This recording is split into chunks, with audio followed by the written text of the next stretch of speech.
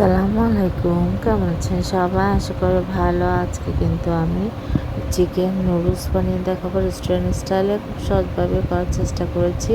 আপনারা কীভাবে অল্প অল্প খুব খুব কম দামে একটি নুডলস দিয়ে রেস্টুরেন্টের স্বাদে বাড়িতেই বানাতে পারবেন, তার রেসিপিটি করে দেখাবো। আমি কিন্তু সবসময় খুব সহজভাবে করার চেষ্টা করি। আশা করছি আপনারাও খুব সহজভাবে বানাতে পারবেন। দেখুন নুডলসের লুকটা কতটা সুন্দর হয়েছে, খেতে কিন্তু অনেক ডিলিশিয়াস হয়েছে। আমি একটি নর্মাল এরকম একটি স্টিক নুডলস নিয়ে নিলাম, স্টিক। আপনারা যে কোনো ব্র্যান্ডের নিতে পারেন, কোকোলাও নিতে পারেন, যার কাছে যেটা অ্যাভেলেবেল। আমি কিন্তু ফুল নিলাম না, সামান্য অল্প রেখে দিয়েছি।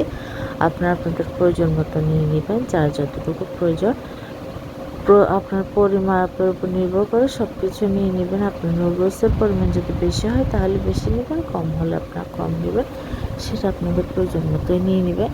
আমি নুডলসটা সিদ্ধ করে নিয়েছি। এবার আমি একটা বড় তলানি বিশিষ্ট কড়াই নিয়ে নিয়েছি। রেস্টুরেন্টে কিন্তু এরকম খোলামেলা কড়াইতে রান্না করে, তাই আপনারা চেষ্টা করবেন এরকম একটি হাঁড়িতে রান্না করার জন্য। আমি এখানে পরিমাণ মতো তেল দিয়ে দিয়েছি। 2 কোয়া রসুন ছোটো ছোটো একদম কুচি করে দিয়েছি।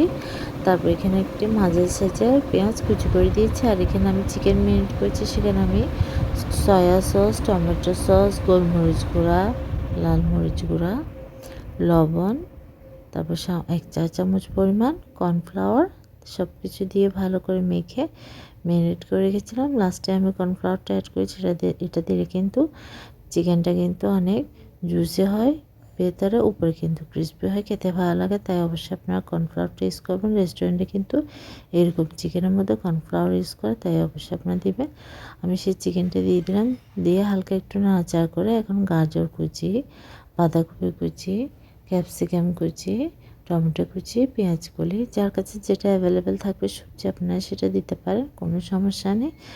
আপনাদের পছন্দ অনুযায়ী সবজি দিয়ে হাতের কাছে যা সবজি থাকবে সেটা দিয়ে কিন্তু এই মজাদার নুডলসটি রান্না করতে পারেন। ট্রাস্ট মি, এটা খেতে অনেক মজা। একবার হলেও আমার রেসিপি ফলো করবেন, তাহলে আপনারা নিজেরা বুঝতে পারবেন। আমি কিন্তু এখানে আরও সামান্য পরিমাণ গোলমরিচ গুঁড়ো অ্যাড করেছি। এটা কিন্তু আমি নাড়াচাড়া করেই সব কিছু ভালোভাবে ভেজে নেব, কারণ এটা ঢাকনা দেবো না। ঢাকনা দিলে পানি বের হয়ে যাবে এবং ভেজিটেবলের কালারটা নষ্ট হয়ে যাবে, তাই আমি এখানে ঢাকনা দেব না। এভাবে নাড়াচাড়ার মধ্যেই কিন্তু আমি নুডলসটা খুব মজাভাবে কিন্তু খুব সুন্দরভাবে পারফেক্টভাবে রান্না করে নেব। আর এখানে আমি টমেটো সস দিচ্ছি, আপনারা আপনাদের পছন্দ অনুযায়ী দিয়ে নেবেন যে কোনো টমেটো সস। তা পেঁয়াজ কুচিটা দিয়ে দিলাম, কাঁচামরিচ দিয়ে দিলাম ঝালের স্বাদ অনুযায়ী। আমি এখানে সামান্য একটু পানি অ্যাড করেছিলাম, বেশি না, জাস্ট সামান্য, কারণ বেশি পানি অ্যাড করলে আপনার সবজির কালারটা নষ্ট হয়ে যাবে। এবার আমি নুডলসটা দিয়ে দিলাম। আমার যখন সবজিগুলো কুক হয়ে গেছে সব কিছু পারফেক্টভাবে, নুডলসটা দিয়ে র্যান্ডম আমি নাড়াচাড়া করবো, না আর কিন্তু নিচে লেগে যাবে। আর এখানে কিন্তু আপনার একটা টেস্টি করার একটা মূল উদ্দেশ্য, এটা কিন্তু রেস্টুরেন্টে ইউজ করে, সেটা হচ্ছে চিনি। আপনারা অবশ্যই সামান্য পরিমাণ চিনি অ্যাড করবেন। দেখবেন চিনিটা অ্যাড করার পর আপনার কিন্তু নুডলসের টেস্টটাই চেঞ্জ হয়ে যাবে। তাই এটা অবশ্যই একবার ট্রাই করে দেখবেন কতটা টেস্টি হয়। আমাকে কমেন্ট করে অবশ্যই জানাবেন। আর আমি এখানে সামান্য পরিমাণ ধনেপাতা কুচি দিয়ে দিয়েছি, দিয়ে আমি সব কিছু ভালো করে নাড়াচাড়া করে নেব। দেখুন আমার কিন্তু নুডলসটি রেডি। ঝটপট আপনি অল্প সময়ে কিন্তু এই নুডলসটি রান্না করে বাসায় খেতে পারেন, মেহমানদেরকে দিতে পারেন। এটা কিন্তু রেস্টুরেন্টের স্বাদকে হার মানাবে, এতটা টেস্টি। অবশ্যই আপনারা আমার রেসিপি ফলো করে রান্না করবেন আর আমাকে অবশ্যই কমেন্ট করে জানাবেন।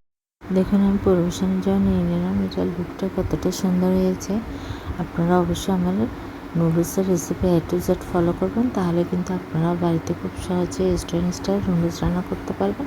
আর আপনারা সিদ্ধ করার সময় কিন্তু নুডলসটা বেশি সিদ্ধ করবেন না, বেশি সিদ্ধ হয়ে গেলেও কিন্তু নুডলসের টেস্টটা ভালো আসে না, নষ্ট হয়ে যায়। তাই অবশ্যই আপনারা খেয়াল রাখবেন আর আমার রেসিপি ফলো করে রান্না করবেন। বলতে সরি, আল্লাহ হাফেজ, আসসালামু আলাইকুম।